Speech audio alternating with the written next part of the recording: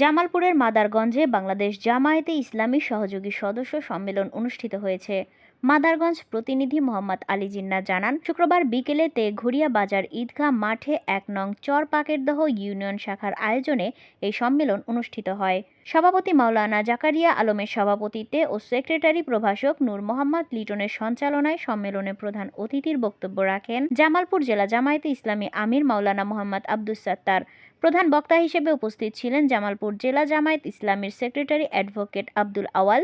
বিশেষ অতিথির বক্তব্য রাখেন জামালপুর জেলা জামায়াত ইসলামীর সহকারী সেক্রেটারি প্রভাষক সুলতান মাহমুদ, মাদারগঞ্জ উপজেলা শাখার আমির মাওলানা নুরুল আমির, মিরপুর শাখার সেক্রেটারি রফিকুল ইসলাম রিমন, উপজেলা জামায়াত ইসলামী সহযোগী সংগঠন আদর্শ শিক্ষক ফেডারেশনের সভাপতি মাওলানা আমিনুর রহমান বিএসসি, সহযোগী সংগঠন শ্রমিক কল্যাণ ফেডারেশনের সাধারণ সম্পাদক জাহাঙ্গীর আলম সহ আরও অনেকে।